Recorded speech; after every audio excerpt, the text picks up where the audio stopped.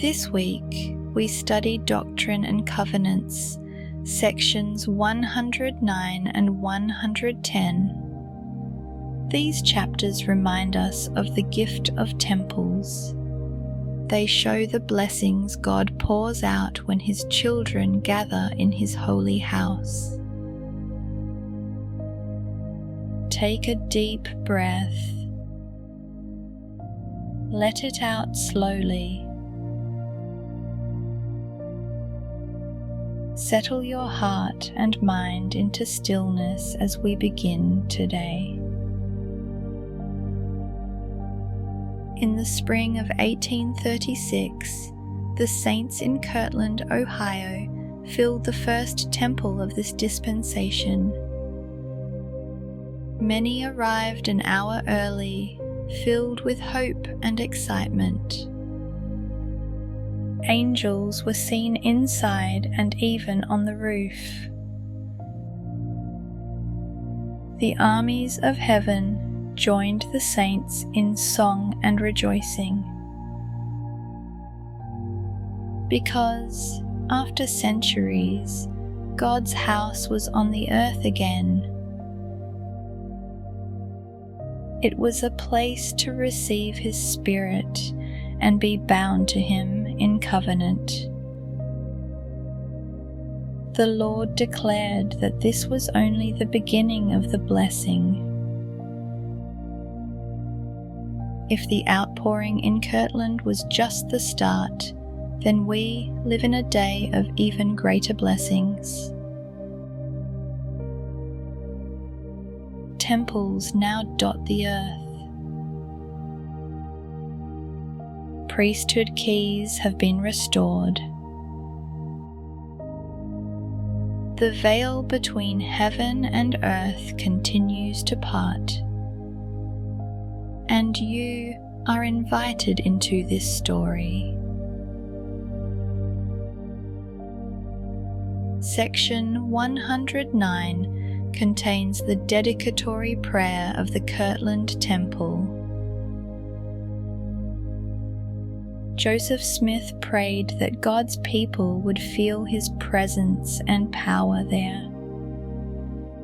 He prayed that His servants would go forth armed with His Spirit.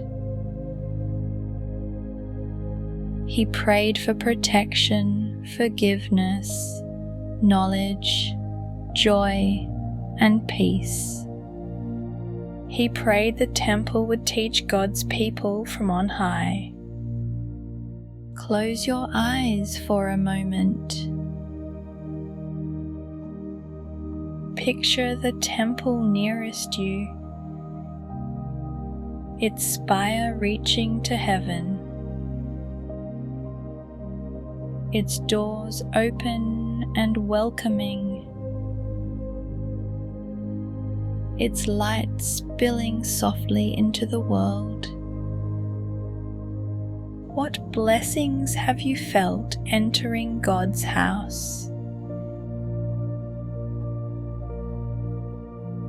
In section 110, the Saviour appeared in the temple. He declared, "I am the first and the last. I am He who liveth. I am He who was slain. I am your advocate with the Father." He accepted the house built for Him. He promised that His name would rest upon it.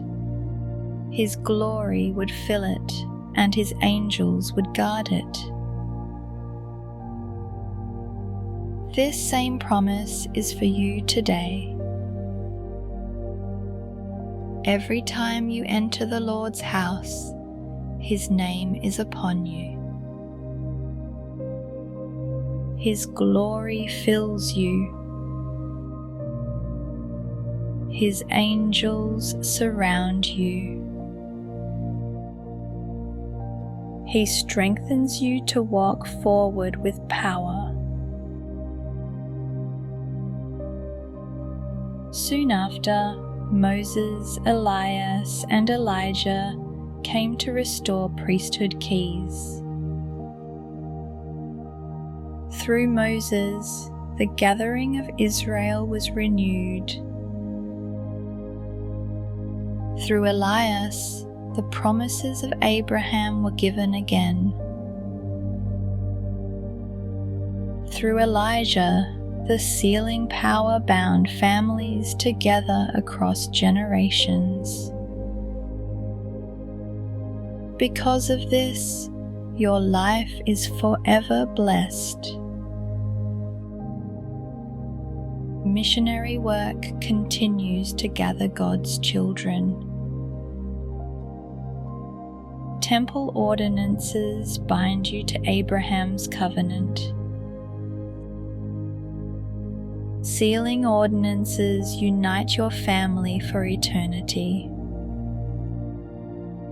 All of this is possible because heaven reached down to earth in Kirtland.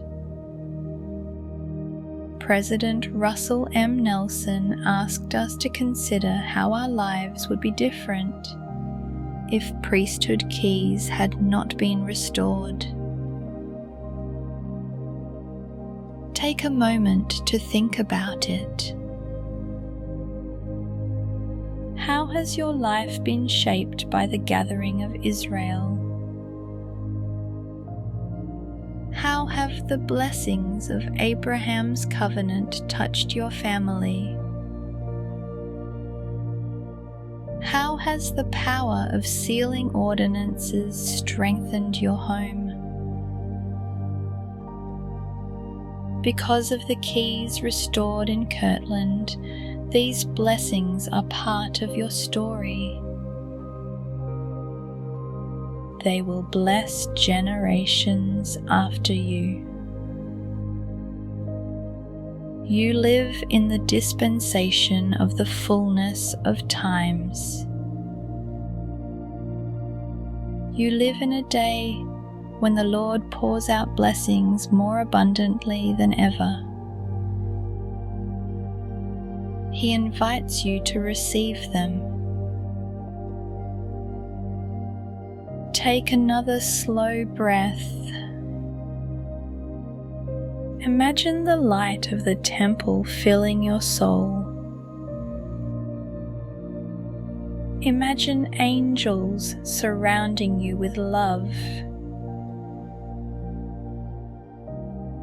Imagine the Savior placing His name upon your heart. Feel His presence and His power.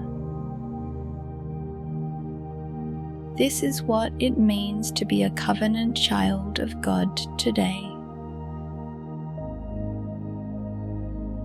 As you go through this week, carry the spirit of the Kirtland Temple. Carry the joy of the saints who sang the Spirit of God with angels. Carry a determination to live worthy of temple blessings. Carry a desire to help others receive them too. Make the temple central in your life. If you cannot attend, let the temple be in your heart. Pray with faith and power. Live so His Spirit can rest upon you. Remember, the Lord has promised. This is only the beginning of the blessing. Take one final breath in.